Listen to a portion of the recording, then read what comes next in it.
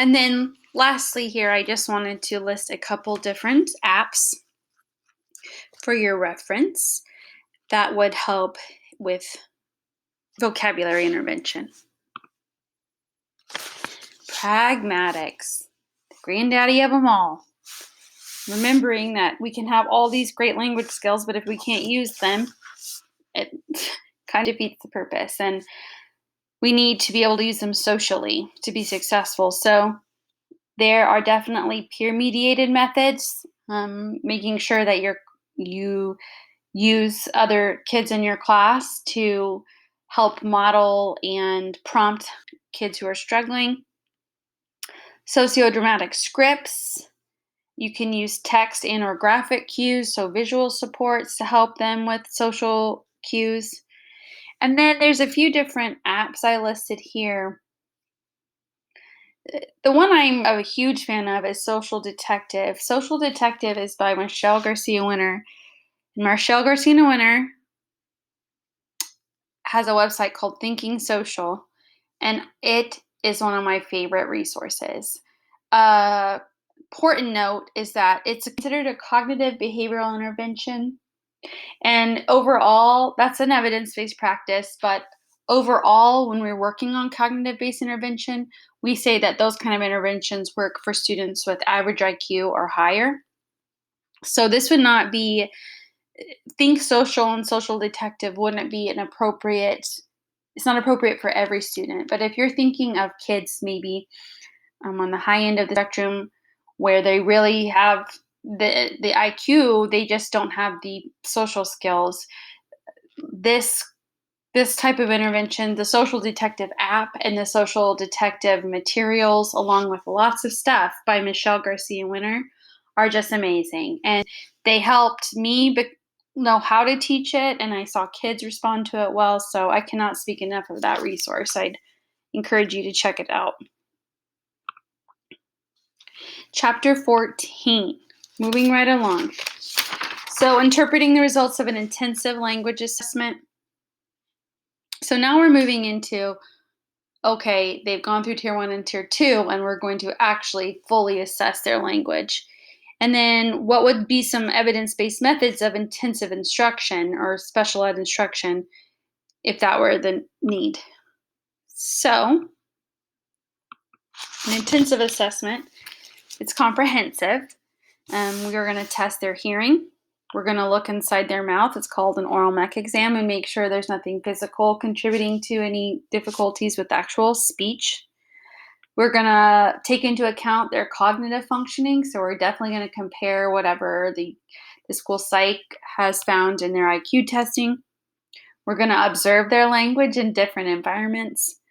We're going to take a language sample, an informal language sample, and there's different things we have to look at, and what do I want to say? Cross-examine. What is that word? I'm struggling. I am recording this on a Friday afternoon, and it might be very obvious to you. I'm sorry about that.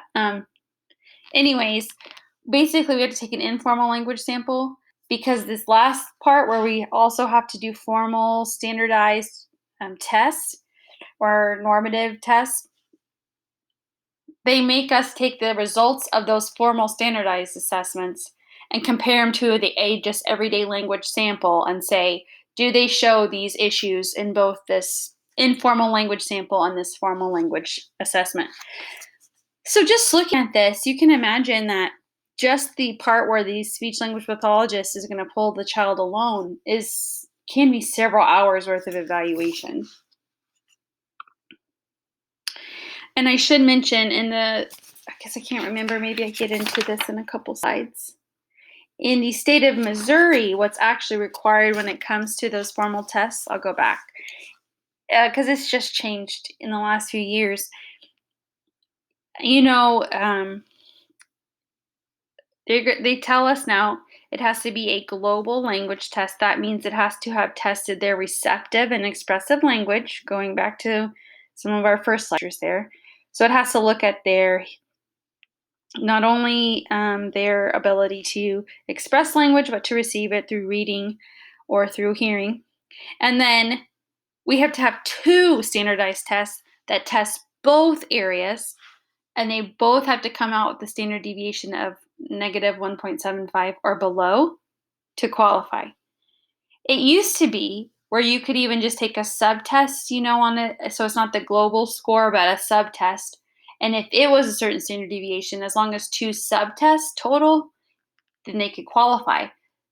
So essentially, what's happened is it's much more difficult in some ways to qualify now because it has to be the composite score on 2 tests, on 2 global tests below 1.75 to qualify. And so um, there's some good things. They moved away from having to compare it just against the IQ and be so many points away from the IQ to qualify, but still, um, overall, it's a narrow group that this is going to apply to that's going to score that low on 2 global language tests. But again, here's these areas. What are we going to look at? It just depends on the main concerns. We don't always look at articulation and phonology. That's not a concern. We don't test for it. But we're going to look at all the other areas: syntax, vocabulary, and pragmatics.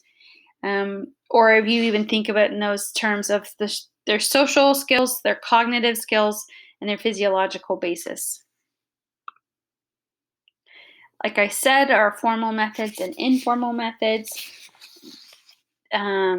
Basically, the formal methods are standardized tests, and a language sample, it depends. So if I'm able to get that in a naturalistic environment, that's my preference. But usually I'm looking for at least 50 utterances, as you recall. And so if I can't get that, then that's when I'm coming back and trying to have a conversation with them of things they're interested in, and get them to try and tell me a story. Hey, what's your favorite family vacation or something, to get them to speak quite a lot and get some idea of their grammar and vocabulary just in that. And so typically, I don't know how everyone does it, but I go ahead and write it down. Again, if this is an older kid and we're not worried about their MOU, I might not consider their mean length of utterance like I would with a 2 or 3-year-old. However, I'm still going to look at all that analysis part, like you guys did in your assignment, of how they're using their language. So those norm reference standardized tests. There are screening tests, but by this point we're into comprehensive measures. These are some of the most common ones that you will see: the TOLD, the test of language development, and the clinical evaluation of language fundamentals. Those are going to be used now more than ever because those are 2 of the easiest to administer global tests that test everything. And now that that's a criteria, they're used almost all the time. There was a time when we used to kind of switch it up when you just needed certain subtests, but it's not going to work that way right now. So like you can see some of these at the bottom, like the structured photographic expressive language test or the Peabody picture vocabulary test. I used to give those all the time. And not that I wouldn't still give them, but those tests alone, their norm reference scores would not help with eligibility. So I don't use them as often because I need good information. But if I can't get it from the 2 large tests I give, I might add that on.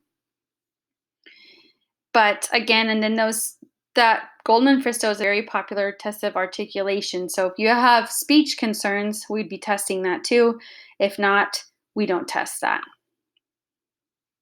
And you guys are like keying at language samples now and figuring out the the MOU. The TTR, the type token ratio, is basically trying to figure out how many different words you use. So when you're 2 years old, your vocabulary typically might be 200 words. But we say a 2-year-old can speak up to 20,000 words in a day. But we know that not all 20,000 words are unique. We reuse several words throughout the day. So this is trying to kind of get a hold of your vocabulary. And just like in some ways, your grammar skills, like how many different words are kind of in your repertoire and that do you use when describing things or speaking. Then we're going to look at all those other things, like I said, like you did, Maybe try and look at how they use their language pragmatically. If they know their basic concepts, what if they can answer WH questions, if they can ask WH questions, if you saw that in that language sample. Because you're just trying to, it's kind of like a quality assurance check, which I appreciate actually, even though it's more work and time, is kind of giving that consideration. We all know some kids, some people test differently. So we're like, okay, so maybe they did really poorly on this test, but I go and observe them in their classroom or with their peers, and they're like nailing all this stuff. They're getting all this stuff that they didn't get on the test. That would be a cause of concern to go back and look a little bit more. So it's kind of just double checking.